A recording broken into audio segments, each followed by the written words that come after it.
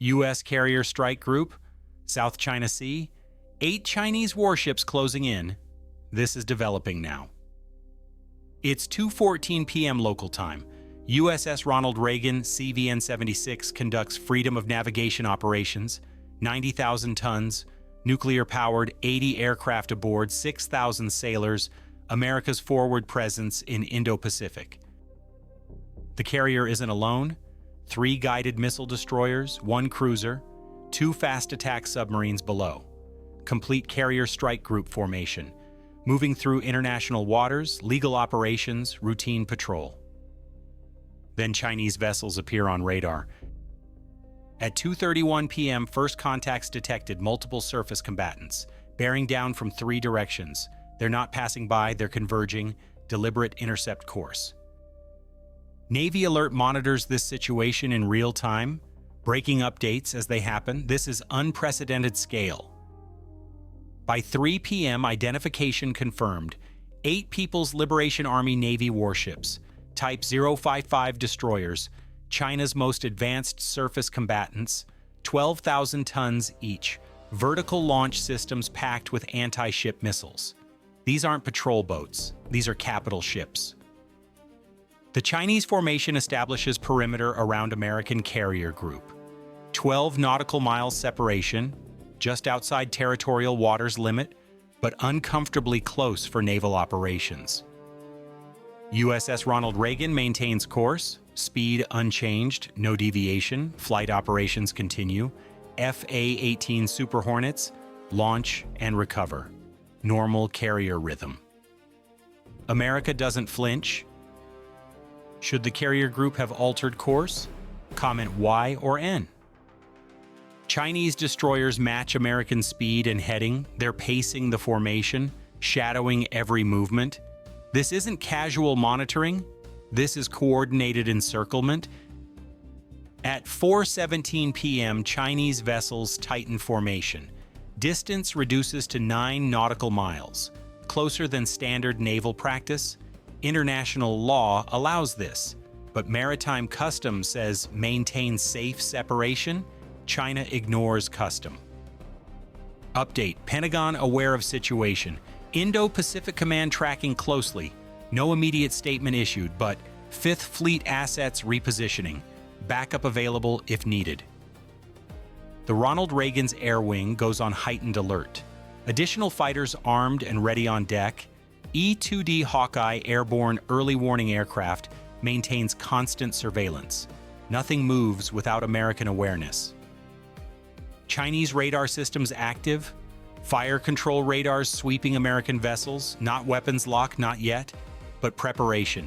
Capability demonstration. Message being sent. This confrontation reflects deeper tensions. South China Sea disputes, territorial claims, artificial islands, military buildup. China asserts sovereignty over nearly entire sea, 9-dash line, historical claims. International tribunal rejected them. China doesn't care. Hit like if you support our Navy's presence in these waters. American position clear. These are international waters. Freedom of navigation applies. No nation owns the ocean. U.S. Navy will operate wherever international law allows, and will do it with carrier strike groups. By 5:45 p.m., the standoff crystallizes. 8 Chinese warships in loose circle around American formation. 12 miles radius, shifting positions but maintaining pressure. It's a cage, naval blockade without declaring one. The Reagan launches additional surveillance flights. P-8 Poseidon maritime patrol aircraft orbits overhead. Sensors recording everything. Every Chinese ship movement. Every radar emission. Every communication intercept. Intelligence goldmine. Chinese vessels maintain strict radio silence with Americans. No communication, no acknowledgement. Professional courtesy abandoned. They pretend U.S. Navy doesn't exist even as they shadow every move. How many aircraft can a Nimitz-class carrier launch in 1 hour? A.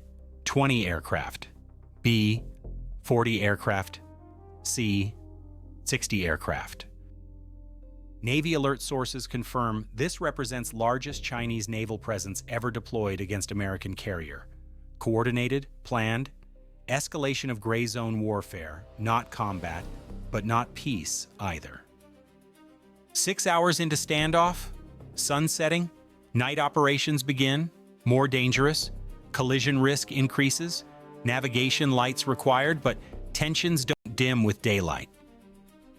The Reagan's escort destroyers maintain defensive screen, USS Shiloh CG-67, USS Fitzgerald DDG-62, USS Mustin DDG-89, Aegis combat systems online, SM-2 and SM-6 missiles ready, layered air defense, nobody getting through to that carrier. Chinese destroyers mirror American posture, their own air defense systems active. HHQ-9 surface-to-air missiles, YJ-18 anti-ship cruise missiles. This is peer competition. Near peer anyway. China's Navy isn't Soviet Union, but it's not small either. Underwater dimension adds complexity. American fast attack submarines lurk below. Chinese submarines likely present too. Sonar pinging, cat and mouse in 3 dimensions, the silent service watching, waiting, recording. Is this a growing threat? Comment yes or no. Day 2 begins. Standoff continues, neither side backing down. The Reagan maintains patrol route. Chinese vessels adjust to maintain encirclement. This could last days, weeks even. Test of resolve. Flight operations proceed normally. Carrier appears unconcerned. Aircraft launch every 20 minutes, recovery every 30. The rhythm of naval aviation. Business as usual despite Chinese presence. But behind the scenes, tension runs high. Commanding officers on edge. One miscalculation, one navigation error, one aggressive maneuver, collision at sea, international incident, possible trigger for wider conflict. Regional allies watch nervously. Japan, South Korea, Philippines, Taiwan especially. American credibility on display. If U.S. carrier retreats under pressure, what does that signal? If China can intimidate carrier strike group, what about smaller nations? Chinese state media covers incident. PLA Navy conducts training exercise. No mention of American carrier, no acknowledgement of standoff. Domestic propaganda portrays this as routine operations, but the world sees what's happening. American media coverage delayed. Operational security, but reports emerging. Images from aircraft show Chinese destroyers in formation. Undeniable visual evidence. This isn't secret, it's statement. If you want breaking naval news, type Navy alert below. 48 hours into standoff. The Reagan completes planned operations in area. Time to move to next patrol zone. Question becomes, will Chinese vessels follow? At 8:23 a.m. Day 3, the carrier alters course, heading northeast toward Philippine Sea, open ocean, away from disputed waters, not retreat, planned movement, mission complete. Chinese destroyers maintain position initially, then 4 vessels break off, return to Chinese waters, but 4 destroyers continue shadowing. They're not done. Standoff mobile now. The Reagan increases speed 25 knots, testing Chinese commitment. The destroyers match speed, staying in formation. This chase could continue hundreds of miles. By noonday 3, 2 more Chinese vessels break off. Fuel concerns. Supply ships can't keep up with sustained high-speed transit. Only 2 destroyers remain, more manageable, less threatening. The standoff transformed from encirclement to escort. Still monitoring, still shadowing, but pressure reduced. American carrier demonstrated endurance, staying power. Chinese vessels couldn't maintain pressure indefinitely. How will the situation end? Comment your prediction. 72 hours after initial contact, final Chinese destroyers turned back. They've made their point, demonstrated capability, showed they can mass forces against American carrier, but ultimately they couldn't force course change, couldn't compel retreat. The Reagan proceeds to Philippine Sea, resupply operations scheduled, port call in Japan, crew rest, then back to patrol. Because this is what American carriers do. Maintain presence, project power, ensure stability. This confrontation reveals critical dynamics: China's Navy growing, capability expanding, confidence increasing, can mass significant forces, coordinate complex operations, challenge American dominance in waters close to their coast. But American carrier strike groups remain unmatched: power projection, defensive capability, operational experience. China may shadow carriers, harass them, but they can't stop them, can't control them, can't defeat them. Technology race continues. Hypersonic anti-ship missiles. China claims carrier killers. America develops countermeasures, action and reaction, innovation and adaptation. Naval arms race in slow motion. Strategic implications profound. If China willing to confront American carrier, what about Taiwan? What about disputed islands? What about regional allies? Each incident tests boundaries, probes responses, gathers intelligence. U.S. strategy remains consistent. Freedom of navigation operations continue. Carrier presence maintained.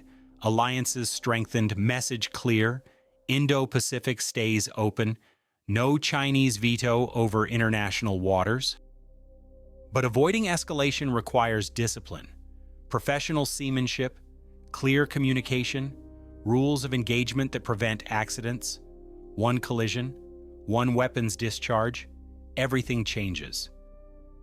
Navy Alert tracked every hour of this standoff, real-time updates, comprehensive coverage, because these waters matter, because carrier operations define American power, because maritime security shapes global order.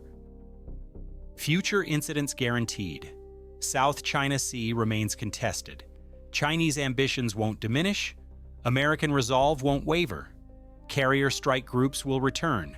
Standoffs will repeat. This is new normal. Final status. Standoff concluded. No casualties, no damage, no course change forced. American carrier completed mission. Chinese vessels returned to port, but precedent established. Template for future confrontations. The answer? B. Nimitz-class carriers can launch 40 aircraft per hour during surge operations. That's why they dominate. Power on demand. Should Navy increase carrier presence in Indo-Pacific? Will China attempt encirclement again? Is this rehearsal for Taiwan scenario? Hit like if you want real-time naval coverage. Subscribe to Navy Alert, where maritime news breaks first.